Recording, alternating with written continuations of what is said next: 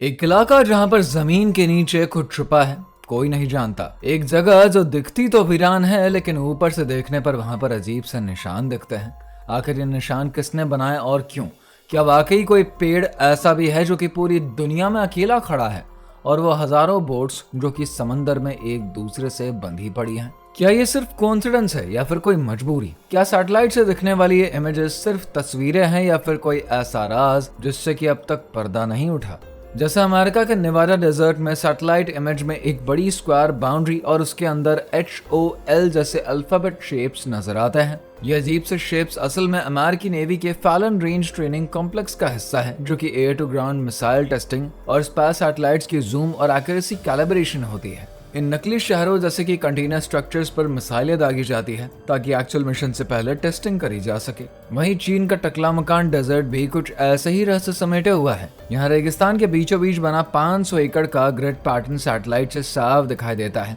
इसे साल 2005 में बनाया गया था और ये ड्रोन्स, गाइडेड मिसाइल्स और सैटेलाइट की टेस्टिंग और एक्यूरेसी चेकिंग के लिए इस्तेमाल होता है। इसके वेस्टर्न हिस्से में दर्जनों स्क्वायर शेप्स नजर आते हैं, जिनमें बड़े बड़े गड्ढे भी शामिल हैं। ये सभी 5.2 किलोमीटर की एकदम सीधी लाइन में मौजूद है और ये मुमकिन है कि ये मिसाइल टारगेटिंग की एक एक्सपेरिमेंटल टेस्ट साइट भी रही हो। अब बढ़ते हैं न्यू मैक्सिको की ओर, जहाँ पर एक दूर दराज इलाके में मौजूद 14 एकड़ का एक टीला है। ये कोई नेचुरल टीला नहीं बल्कि मैन मेड स्ट्रक्चर है, जिसके चारों ओर वॉच टावर लगे हैं और 2 सड़कें सीधा अंडरग्राउंड टनल्स में जाती हैं।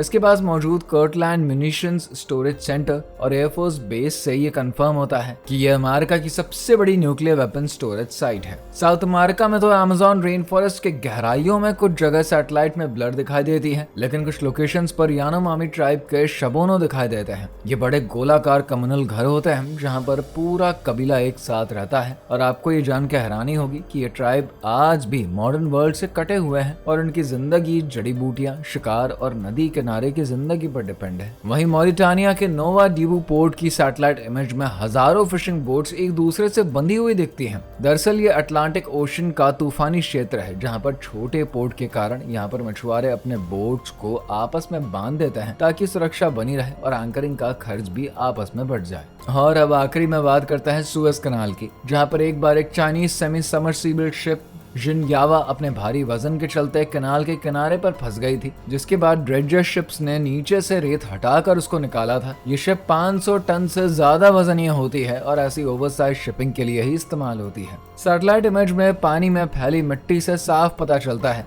कि कैसे उसको निकाला गया होगा। ये तमाम सैटेलाइट इमेजेस सिर्फ तस्वीरें नहीं, ये उन रहस्यों की खिड़कियां हैं जो कि इंसानी निगाहों से छुपे हैं लेकिन आसमान से साफ दिखाई देते हैं। क्या आपको इन जगहों के बारे में पहले से मालूम था? नीचे कमेंट करके जरूर बताइए। अगर आप हमारे चैनल पर नए आए हैं तो हमारे channel explore with Puneet Kumar को सब्सक्राइब करना बिल्कुल ना भूलें।